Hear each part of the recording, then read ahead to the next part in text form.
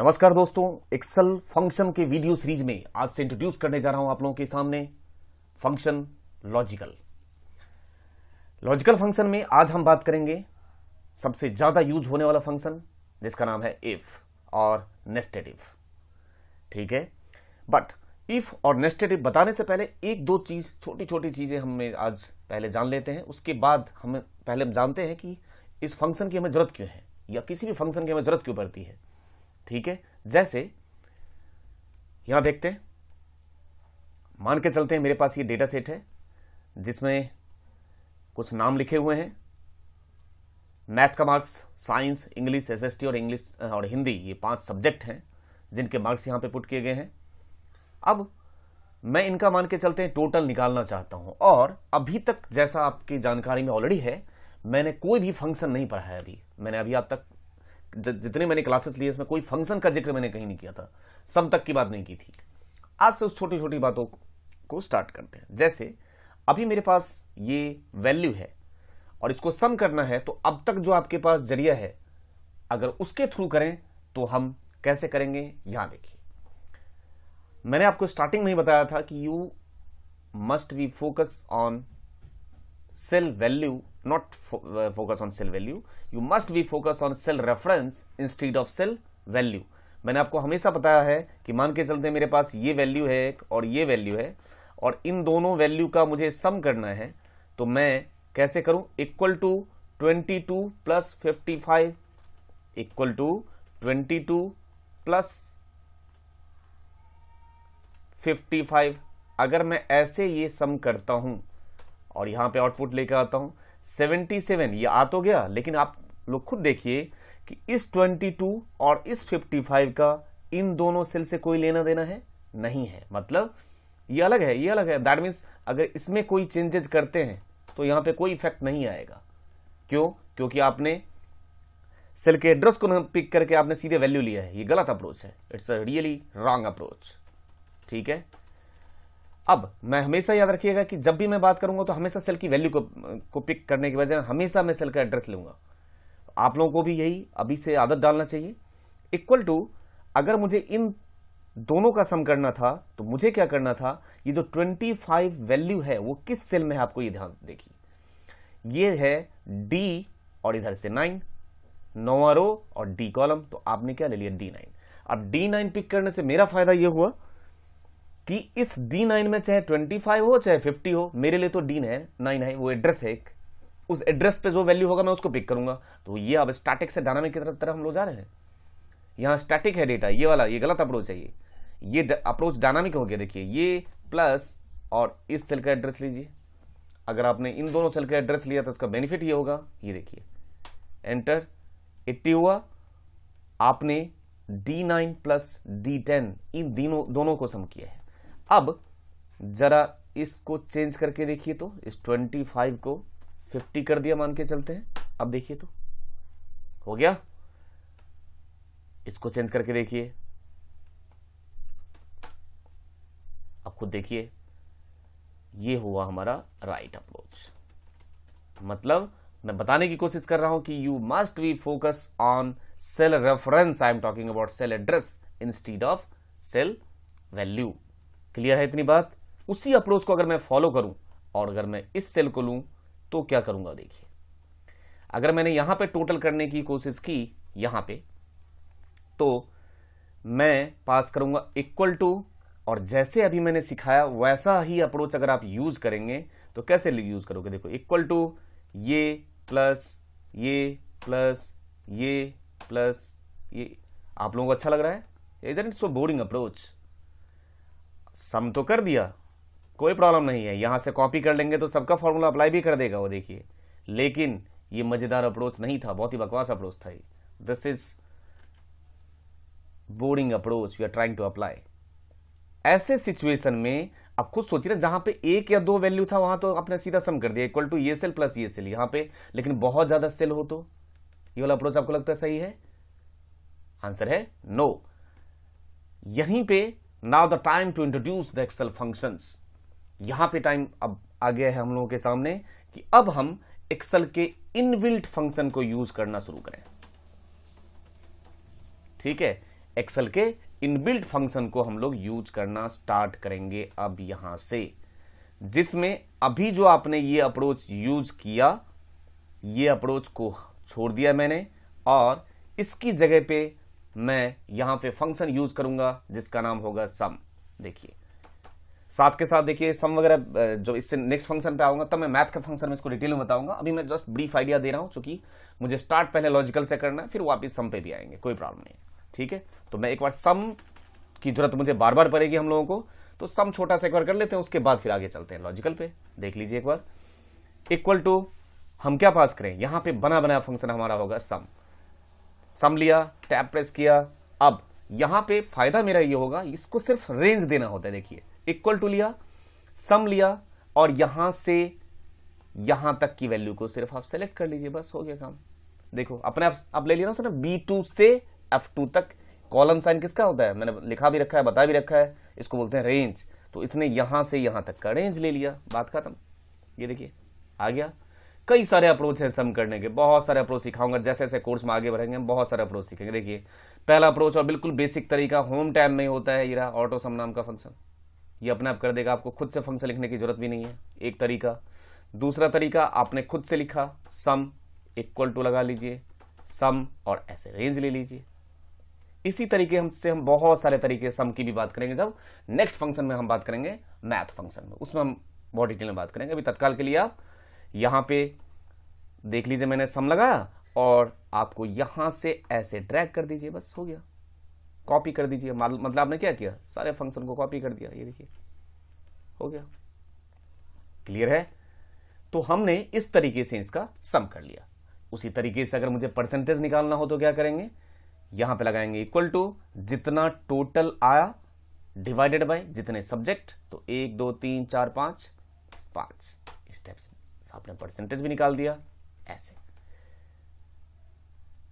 एक ग्रेड इसको डेसिमल 1 बढ़ा देते हैं, ठीक है। अब देखिए यहां तक की बात कॉमन बात है जो हमने कर लिया, हमें मेन मुद्दे पर आना है अब, और यहां पे हम सीखना शुरू करेंगे आज से लॉजिकल फंक्शन का पहला फंक्शन जिसका नाम होगा इफ।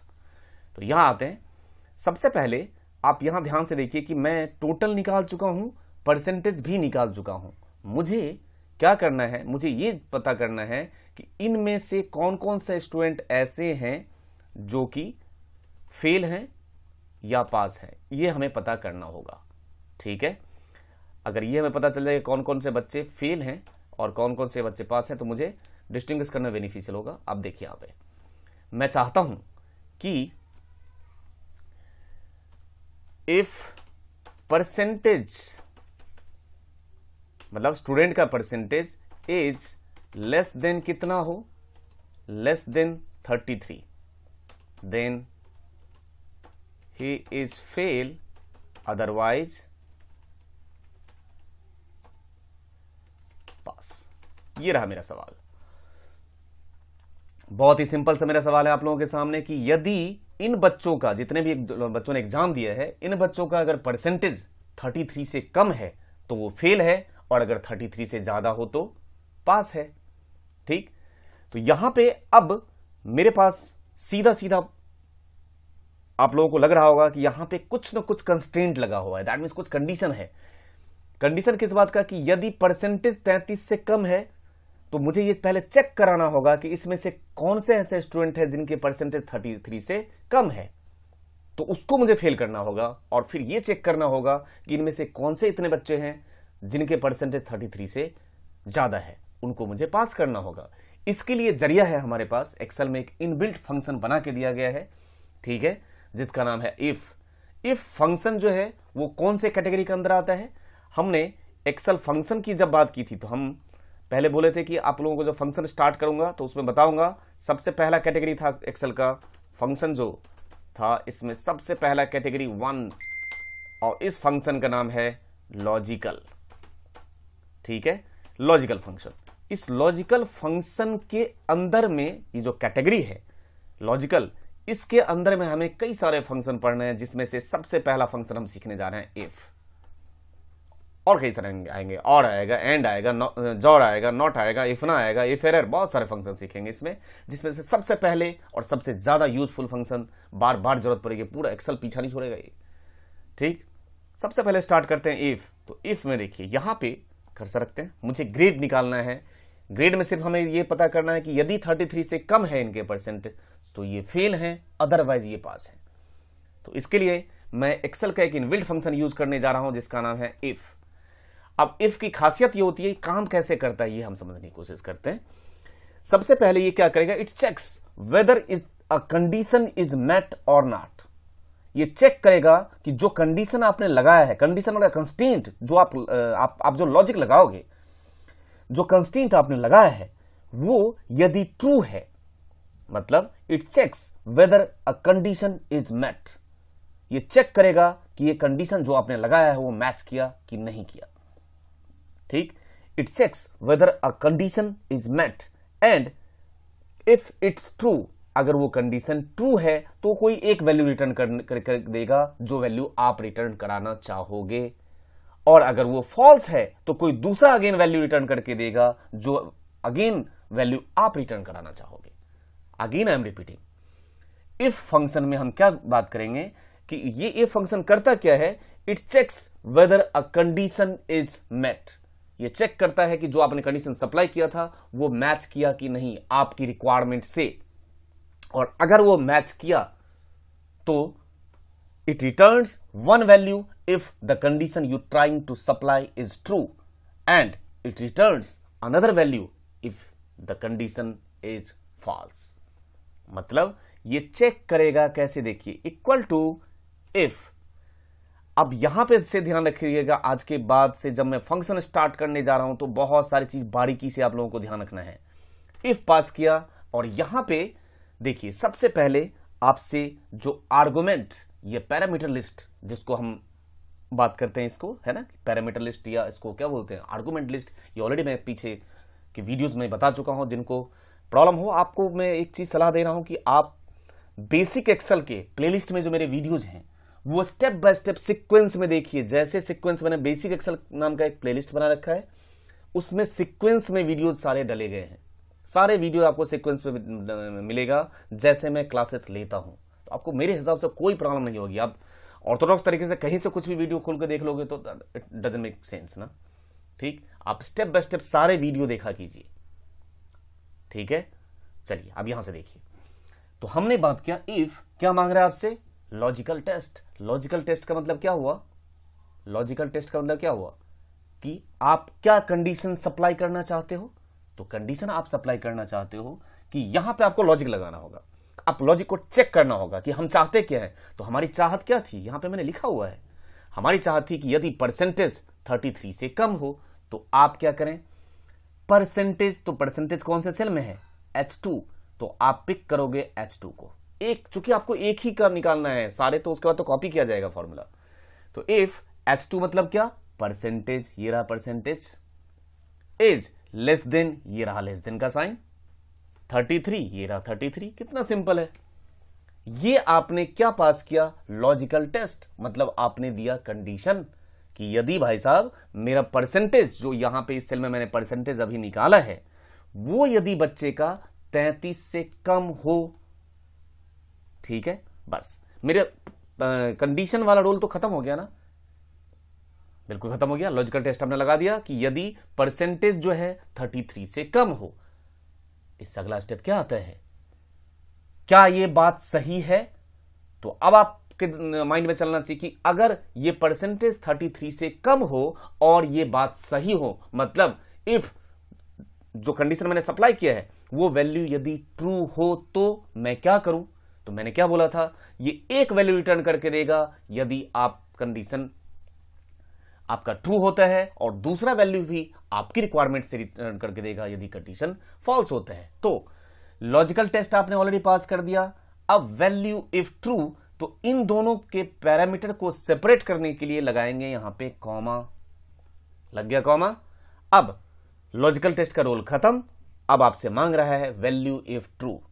तो वैल्यू इफ ट्रू में हम पास करेंगे कि यदि 33 से परसेंटेज कम है तो ये बच्चा क्या है, फेल है। तो फेल लिखने के लिए, चूंकि फेल जो लिखेंगे, ये जैसे हमने फेल लिखा, तो ये फेल क्या है, हमारा टेक्स्ट है। तो हमेशा याद रखिएगा, यहां पे अगर आपको कुछ नंबर पास करना हो इस टाइप से, 0 1 2 कुछ भी। अगर आपको नंबर पास करना हो तो सीधे आप लिख सकते हो, कोई भी नंबर आप सीधे पास कर सकते हो। अदरवाइज अगर आपको नंबर की जगह पे टेक्स्ट पास करना है तो हम पास करेंगे यहां पे डबल कोट्स के बीच में पास होगा टेक्स्ट। अब आपने डबल कोट स्टार्ट किया तो उसको बंद भी कर लेते हैं। देखिए कितना सिंपल है। तो आपने कहा कि यदि 33 से इसका परसेंटेज कम है तो बच्चा क्या हो गया, फेल हो गया, कॉमा नहीं तो। फिर से देखिए, कॉमा लगते ही फिर से सेपरेटर लगा। अब सेपरेटर लगते क्या मांग रहा है आपसे, वैल्यू इफ फॉल्स, कि यदि आपका ये कंडीशन ट्रू होगा तो मैंने लिख दिया फेल, कि मतलब अगर 33 से कम होगा तो यहां पे मैं लिखूंगा फेल, लेकिन अगर 33 से ज्यादा हुआ तो वैल्यू इफ फॉल्स, तो वैल्यू इफ फॉल्स हम क्या पास कर देंगे, फिर अगेन डबल कोट्स, और ये रहा पास ऐसे। ठीक है, देखिए इफ स्टार्ट किया, लॉजिकल टेस्ट लगाया, कॉमा फिर से वैल्यू इफ ट्रू लगाया, वैल्यू इफ फॉल्स। आपको याद रखना, जैसे जैसे नीचे पैरामीटर आपसे मांगता जाएगा अपने कंडीशन आप अप्लाई करते जाओगे। इससे बिल्कुल 1% भी आपको अलग नहीं होना है। 100% आपके कॉन्सेप्ट क्लियर होते जाएंगे और बिल्कुल समझ में आता जाएगा। ठीक है, अब एक चीज और ध्यान रखिए, ये क्या अभी हमारा काम पूरा हो गया, नहीं, अभी ये थोड़ा सा रह गया अधूरा। इफ का ये ब्रैकेट स्टार्ट किया था ना, फंक्शन की पहचान है ये, तो अगर ब्रैकेट आपने स्टार्ट किया तो इसको बंद करना भी तो हमारा फर्ज बनता है ना। अब देखिए, अब हुआ ये कंप्लीट, क्लियर है। यदि परसेंटेज 33 से कम है तो फेल दिखाएगा, और 33 से ज्यादा है तो ये पास दिखाएगा। अब चेक कर लें, ये देखिए, इसको सेलेक्ट किया और मैं प्रेस कर रहा हूं F9, इससे मुझे पता चलेगा ट्रू है या फॉल्स है। बिल्कुल सही बात है, देखो ये तो 33 से कम है ना, कि ज्यादा है, देखिए तो ज्यादा है, तो आपका ये कंडीशन ट्रू रहा या फॉल्स हो गया, फॉल्स हो गया। जैसे फॉल्स हुआ ये इस वाले पे भागेगा या इस वाले पे भागेगा, ये इसको छोड़ देगा, कौन से किस पकड़ लेगा, पास, तो यहां पे लिख के आएगा पास। देखते रहिए ऐसे, जहां पे कंडीशन फॉल्स होगा की जगह पे ट्रू होगा, वहीं पे सिर्फ आएगा फेल। जैसे इस केस में फेल आया, क्यों आया जी, जरा चेक कर लेते हैं, क्या ये 33 से कम है, बिल्कुल है, 25% है, यहां देखिए तो ऐसे, तो ट्रू के केस में ये क्या करेगा, फेल, फेल दिखा दिया। यहीं पे फॉल्स होता तो क्या दिखाता, पास।